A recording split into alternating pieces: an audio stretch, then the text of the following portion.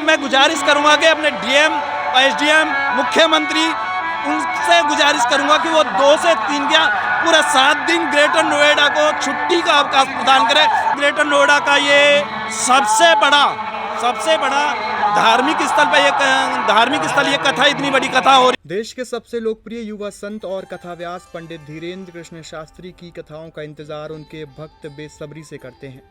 ऐसे में जब उनकी कथा का आयोजन होता है तो वो एक मिसाल बन जाता है।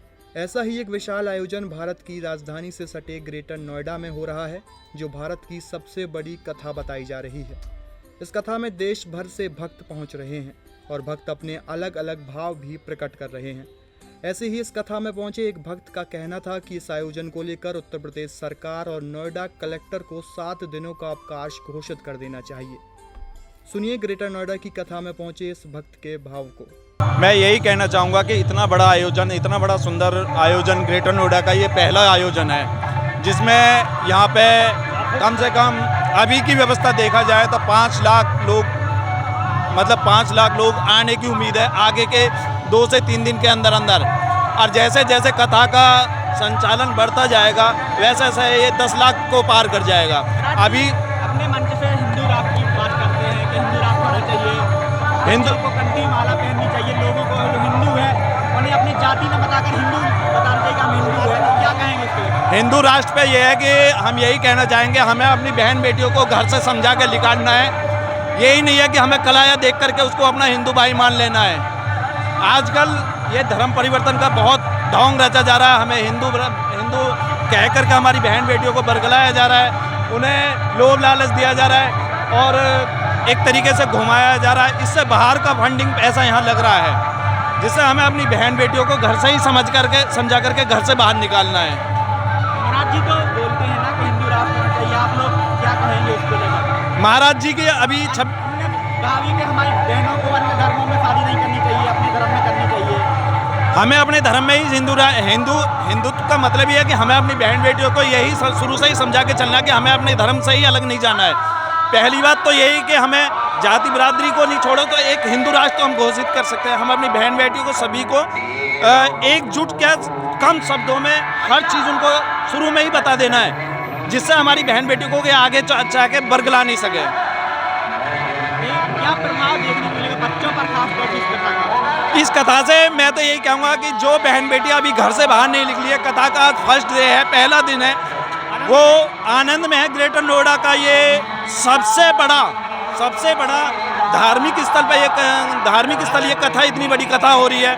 और बागेश्वर बाबा जो 26 साल की कम उम्र में इतने लोगों को यहाँ ज्ञान दे रहे हैं, उस ज्ञान को ग्रहण करें और यहाँ तक कथा स्थल तक अपनी बहन बेटियों को, अपने बच्चों को जरूर लाए। चाहे उसके लिए मैं गुजारिश करूँगा कि अपने डीएम, एसडीएम, मुख्यमंत्री, उनसे गुजारिश करूँगा कि वो 2 से 3 क्या पूरा 7 दिन ग्रेटर नोएडा को छुट्टी का अवकाश प्रदान करें, जिससे बहन बेटियाँ क्या सारा लोग यहाँ आके कथा का रस पान करें। जुड़े हुए महाराज जी को मैं पिछले 1.5-2 साल से सुनता आ रहा हूँ। महाराज जी की कथाएं सुनता आ रहा हूँ, यूट्यूब चैनल पर उनको देखता आ रहा हूँ और उनको लाइक और शेयर करता आ रहा हूँ और पसंद कर रहा हूँ। अपनी बहन बेटियों को भी उनकी श्रद्धा को भाव को रखते हुए उनके बता रहा हूँ कि आप इनसे जुड़ें और सुनें और समझें और लोगों को भी जागरूक करें। देखा जाता है कई संत हैं जो मंदिर बनवाते हैं, मठ बनवाते हैं, महाराज जी के अनुसार निर्माण करवा रहे हैं, आपको पता होगा। बागेश्वर धाम के लिए श्रद्धा भाव से लोगों को इतना जोड़ दिया है। मैं तो कहूँगा कि बहन बेटियों को सबको एक बार वहाँ जरूर जाके दर्शन करना चाहिए और अपने से जो बन सके जैसा हो सके वैसे अपना श्रम दान करें, अपना धन से कर सकते हो धन दान करें, जिस तरीके से कर सके वहाँ जाके जरूर। आपके जीवन में क्या बदलाव आया जब से जुड़े हैं? क्या बदलाव आया जीवन में? मेरे जीवन में क्या, पूरे बाबा जी ने इतनी कम उम्र में मेरे जीवन को इतना बदलाव कर दिया कि मैं श्रद्धा भाव से मैं चाहता हूं कि अगर मैं 2 लोगों को भी भगवान से जोड़ सकता हूं तो मेरे लिए बहुत बड़ी बात होगी। मैं 2 को जोड़ूंगा, 2 4 को जोड़ेंगे, 4 6 को जोड़ेंगे, ये संख्या इसी तरीके से बढ़ के हजारों तक पहुंचेगी। हिंदू राष्ट्र के लिए अंतिम में क्या कहेंगे आप? हाँ जी, हिंदू राष्ट्र में क्या कहेंगे आप? हिंदू राष्ट्र में यही कहूँगा कि हम अपनी एक मुहिम चलाएं, अपने 4 भाइयों को बताएं कि हमारी अपनी बहन बेटियों को समझा के चले, वो 4 को बताएं और वो 4 आगे 4 को बताएं, तो ये राष्ट्र हिंदू राष्ट्र होके रहेगा घोषित।